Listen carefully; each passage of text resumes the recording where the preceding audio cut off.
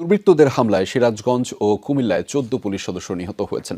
এর মধ্যে সিরাজগঞ্জের এনায়েতপুর থানার ১৩ পুলিশ সদস্যকে পিটিয়ে হত্যা করা হয়েছে। একবার বুক বরাবর হঠাৎ করে পিছন থেকে আসছে ওনার সামনে।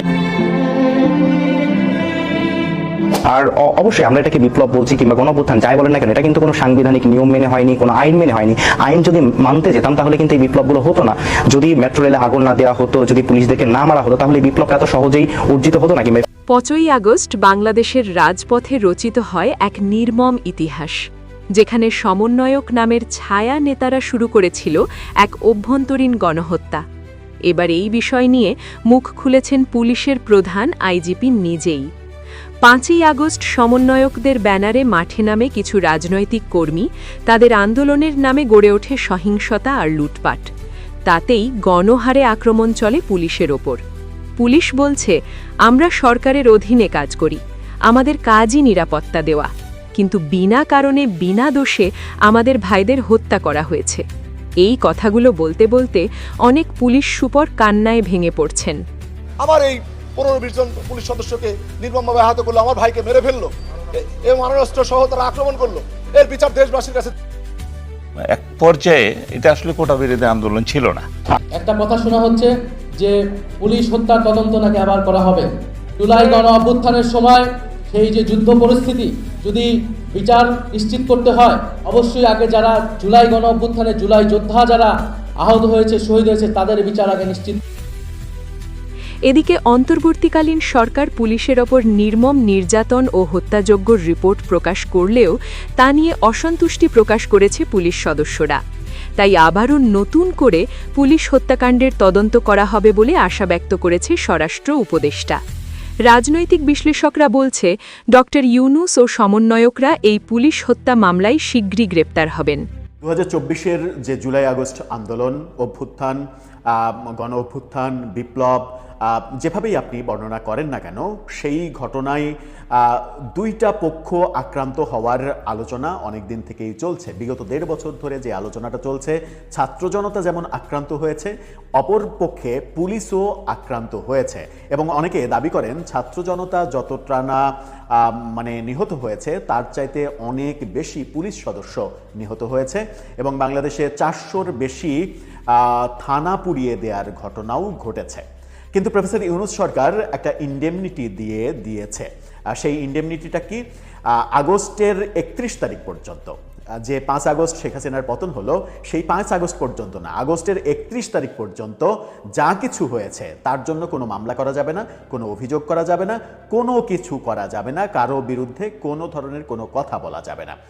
এবং পুলিশের যে হত্যাকাণ্ড, সেই ব্যাপারেও প্রফেসর ইউনূস সরকার কোনো ধরনের কোনো কথা বলেনি। পুলিশ হত্যাকাণ্ডের ব্যাপারে তারা তদন্তও করেনি, কোনো ভূমিকা তারা পালন করবে না, এটা তারা পরিষ্কার বলেই দিয়েছে।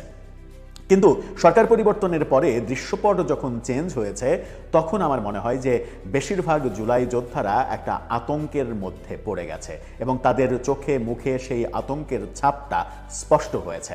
যখন সরকারের তরফ থেকে বলা হয়েছে যে পুলিশ হত্যাকাণ্ডের ব্যাপারেও তদন্ত হবে, তদন্তে যারা দোষী সাব্যস্ত হবে তাদের বিচার হবে, এই ব্যাপার, এই মনোভাব সরকার যখন পরিষ্কার করে দিয়েছে, তখন জুলাই যোদ্ধারা অনেকেই কোনো রাগ ঢাক না করে সরকারের বিরুদ্ধে হুমকি দেওয়া শুরু করেছে এবং সরকারের বিরুদ্ধে তারা আবার রাজপথে নামার আলটিমেটাম দিয়েও ফেলছে।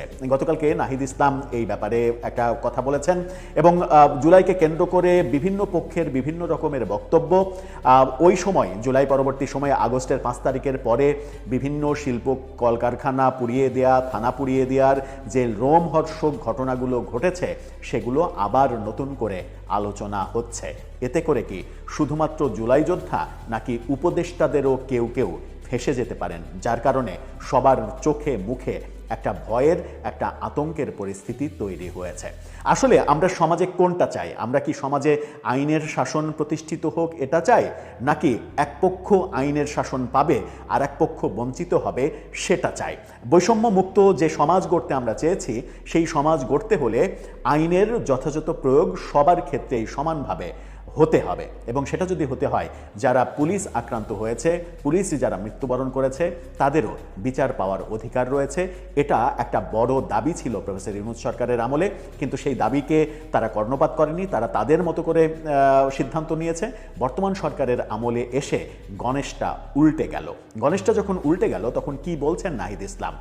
5 আগস্ট পরবর্তী সময়ে কোন কোন রোমহর্ষক ঘটনা ঘটেছে, আসিফ নজরুলের আগের কথা এখনকার কথার পার্থক্যে আমরা কি বুঝতে পারছি, ফরহাদ মাজারদের আগের কথা এখনকার কথার পার্থক্য দেখে আমরা কি বুঝতে পারছি, আদতে আমাদের বৈষম্য বিরোধী সরকার প্রফেসর ইউনূস সরকার 1.5 বছরে আমাদেরকে কি একটা ভালো বাংলাদেশ উপহার দিতে পেরেছে, নাকি আমরা বহু বছর পিছিয়ে গেছি? চলুন একটু আলোচনা করে দেখি, বোঝার চেষ্টা করি জুলাই যোদ্ধাদের চোখে মুখে আতঙ্কের মূল কারণটা কি। দর্শক, বলছিলাম পুলিশ হত্যার বিচার হবে, তদন্ত হবে, এই ঘোষণা যখন সরকারের পক্ষ থেকে এসেছে তখন একটা আতঙ্ক তৈরি হয়েছে। আমরা কিছুদিন আগে দেখলাম হবিগঞ্জে স্বঘোষিত জুলাই যোদ্ধা মাহাদি, তিনি বলছেন আমি সেই যে এসআই সন্তোষকে পুড়িয়ে মেরেছি, থানা জ্বালিয়ে দিয়েছি। আমরা দেখেছি যে বৈষম্যবিরোধী আন্দোলনের এক নেতা, সম্ভবত তার নাম হাসিব, তিনি টেলিভিশন টক শোতে ওপেন বলেছিলেন আমরা যদি পুলিশকে না মারতাম, আমরা যদি থানা জ্বালিয়ে না দিতাম, আমরা যদি মেট্রো রেলে আগুন না দিতাম, তাহলে এই বিপ্লব এত দ্রুত মানে সফল হতো না। অর্থাৎ প্রচুর স্বীকারোক্তি, এরকম প্রচুর স্বীকারোক্তি রয়েছে। যখন এরকম স্বীকারোক্তি রয়েছে তখন নতুন সরকার সিদ্ধান্ত নিয়েছে পুলিশ হত্যাকাণ্ডের তদন্তের। এতে করে অনেকের ফেঁসে যাওয়ার সম্ভাবনা রয়েছে।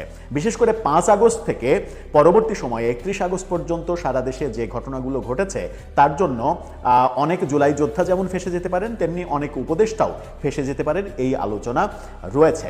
গতকালকে আমরা নাহিদ ইসলামকে বলতে শুনেছি যে শুনছি পুলিশ হত্যার নাকি বিচার হবে।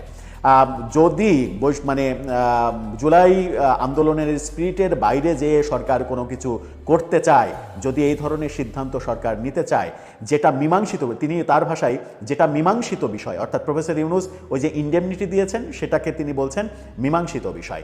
তিনি বলছেন যেটা মীমাংসিত বিষয় সেটা নিয়ে যদি আবার নাড়াচাড়া করতে চায় এই সরকার, তাহলে আমরা রাজপথে নামতে বাধ্য হব।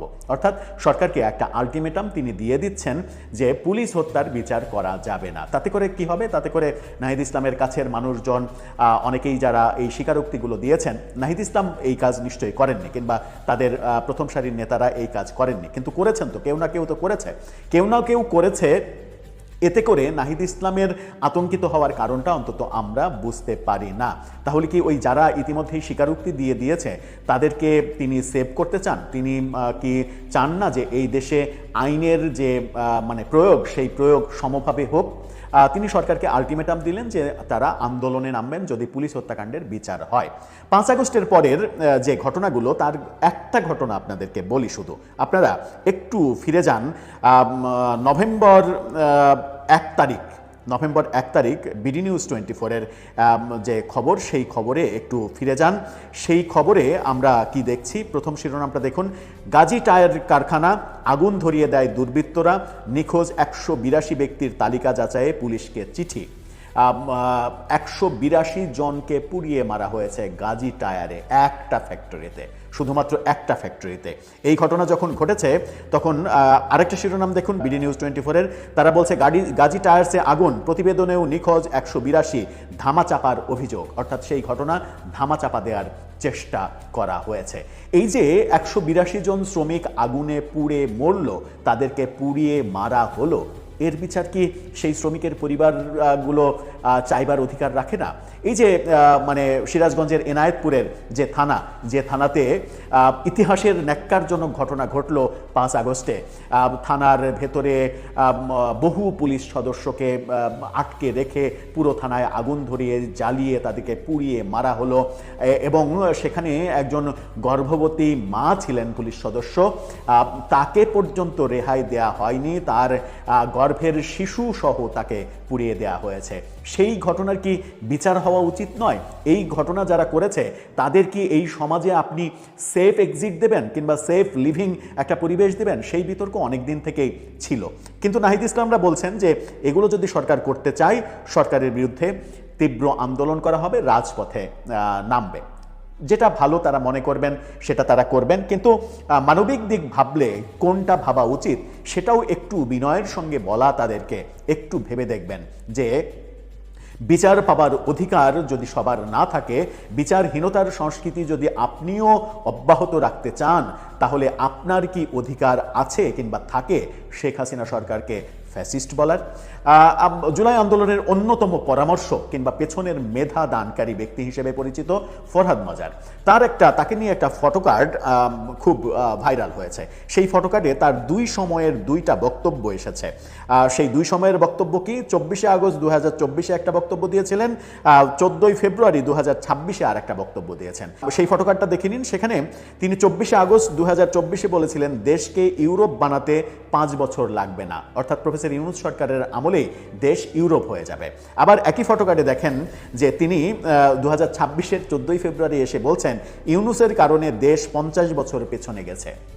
অর্থাৎ প্রফেসর ইউনূস সরকারের আমলটা কেমন আমল ছিল সেটা তিনি নিজেই এই এবছরের 14ই ফেব্রুয়ারি এসে সেটা বলে দিচ্ছেন। সেটা যখন বলে দিচ্ছেন তখন আমরা প্রফেসর ইউনূস সরকারের আমলের সব থেকে ধুরন্ধর এবং সব থেকে কৌশলী, নিজেকে যিনি প্রধান উপদেষ্টার পদে নিয়ে যাওয়ার অনেক চেষ্টা করেছেন প্রফেসর ইউনূসকে রাষ্ট্রপতি বানিয়ে, সেই আসিফ নজরুল, তার যে সেই পপুলার মানে ভিডিও যে হায়াল্লা খালেদ যে বলছিলেন, তার একটু অংশবিশেষ দেখুন। একই ভিডিওর মানে কি বলবো ফ্রেমে আপনি এখনকার তথ্যটাও দেখতে পাবেন, যেখানে দেখা যাচ্ছে যে সেই মহান মানুষটা তিনি যা আগে বলেছেন সেই মহান মানুষটার বিরুদ্ধে অভিযোগ উঠেছে যে প্রতিজন বিচারককে বদলির জন্য তিনি 50 লাখ থেকে 2 কোটি টাকা পর্যন্ত নিয়েছেন। একটু দেখে আসুন, তার বক্তব্যটা শুনে আসুন, তার আগের বক্তব্য আর বর্তমানে দুদকে তার বিরুদ্ধে যত অভিযোগ উঠেছে, শত শত হাজার হাজার কোটি টাকা লোপাটের যে অভিযোগ উঠেছে, সেটা কি মেলে? একটু দেখে আসুন। আমার মাঝে মাঝে দুঃখ লাগে এই দেশে যারা শাসক আছে, আহারে আপনারা কি দুর্ভাগা, কত মানুষের দোয়া পেতে পারেন, কত মানুষের মুখে হাসি ফোটাতে পারেন। এই মানুষের দোয়া, মানুষের মুখে হাসি ফোটানো, মানুষের বুকের শান্তি, এইগুলির চেয়ে ধন সম্পদ, প্রতিপত্তি, অহমিকা, এগুলি ইম্পর্টেন্ট কিভাবে? এই যে আমাদের প্রত্যাশা এবং প্রাপ্তির মাঝে একটা আকাশ পাতাল ফারাক তৈরি করেছে বিগত সরকার এবং জুলাই যোদ্ধাদের কাছ থেকেও তো আমাদের অনেক বেশি প্রত্যাশা ছিল যে তারা আমাদেরকে একটা নতুন বন্দোবস্ত দেবে, নতুন রাজনীতি দেবে, নতুন শাসন ব্যবস্থা দেবে, যেখানে আইনের শাসন যথাযথভাবে প্রতিষ্ঠিত হবে। যদি আপনি নতুন বন্দোবস্তই তৈরি করতে চান, তাহলে আইনের শাসন যথাযথভাবে প্রতিষ্ঠিত করতে হবে। সমাজে অপরাধীকে অপরাধী বলতে হবে, নির্দোষকে নির্দোষ বলতে হবে। আপনি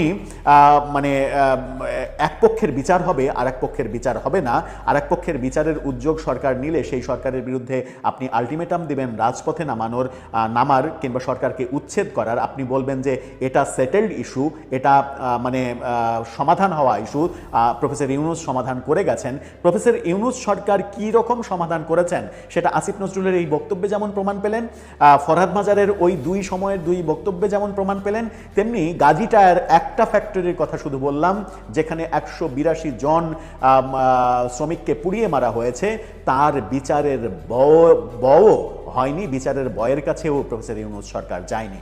এটা কি বৈষম্যহীন বাংলাদেশ কিংবা এটা কি নতুন বন্দোবস্ত? এই নতুন বন্দোবস্তের স্বপ্ন কি আমরা দেখেছিলাম? সেই প্রশ্নটা অনেকে করছেন। দর্শক, আপনি কি ভাবছেন? আপনার ভাবনা কি? বিএনপি সরকার এসে পুলিশ হত্যাকাণ্ডের বিচারের তদন্তের নির্দেশ দিয়েছে এবং এই হত্যাকাণ্ডের বিচার হবে বলে মনে হচ্ছে। এই ব্যাপারটাকে কেন্দ্র করে আবারও কি জল ঘোলা হতে পারে? আবারও কি মাঠে নেমে সরকার পতনের আন্দোলন হতে পারে? এবং সেটা হলে কোন পরিস্থিতির দিকে যাবে, কারা কোন পক্ষে যাবে? আপনার মতামত জানিয়ে লিখতে পারেন আমাদের কমেন্ট বক্সে।